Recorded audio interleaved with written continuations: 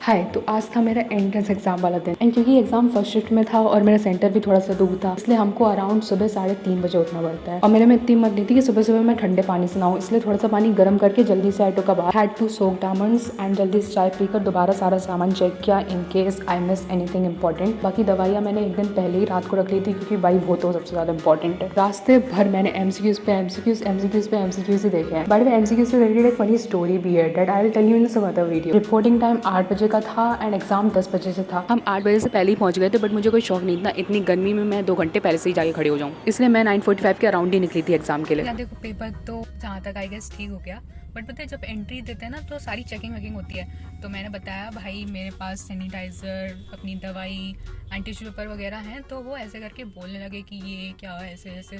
तो मैंने कहा भाई ऐसे ऐसे भाई, मतलब मैं ट्रांसप्लांट पेशेंट हूँ एंड दवाई वगैरह ज़रूरी है मेरे के लिए, मुझे ले जाना पड़ेगा सैनिटाइज़र वगैरह अपनी सब। तो वो कहते हैं कि प्रिस्क्रिप्शन लाना चाहिए था आपको। ये भाई मैं प्रिस्क्रिप्शन अब घर पे रख के आऊँ कि लेके आऊँ? तो फिर पापा को बताया तो उन्होंने मतलब जो लास्ट प्रिस्क्रिप्शन थी डॉक्टर की वो भी दिखाई, जाने तो दिया, बट फिर भी कुछ तो बोल रहे थे कि बताना पड़ेगा या जो भी है। खैर फिर हम चले गए। और पता है मैं तुम्हें बताऊँ ना, मैंने जब फिर लिखना स्टार्ट किया था मेरे हाथ इतने ज़्यादा शिवर कर रहे थे भाई, मुझे समझ नहीं आ रहा था क्यों कर रहे हैं, क्या हो गया इतने। मतलब मैं अपना नाम भी मेरे उसमें सबसे पहले लिखना था ना, तो इतना वो हिला सा लिखा था मैंने, क्या बताऊँ। और एक और चीज़, मैं ना ये बैंड पहन के ही चली गई, तो वहाँ पे ना एक ऐसे सायरन सा बजा जैसे पुलिस का नहीं होता है, तो वो पुलिस की गाड़ी का सॉरी, तो वो बजा और वो जो इन्विजिलेटर थे उन्होंने कुछ घड़ी बोला था।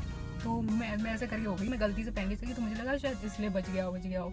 तो वो कहते हैं कि टाइम बताते हैं ना मुझे। एंड फिर बस रास्ते भर थोड़ा बहुत खाते पीते हुए एंड बीच बीच में पापा को गूगल मैप से डायरेक्शन बताते हुए हम घर आ गए। और मैं ना इतना ज़्यादा एग्जॉस्टेड फील कर रही थी कि मैंने बस फिर घर आके पूरे दिन आराम ही किया सच्ची में।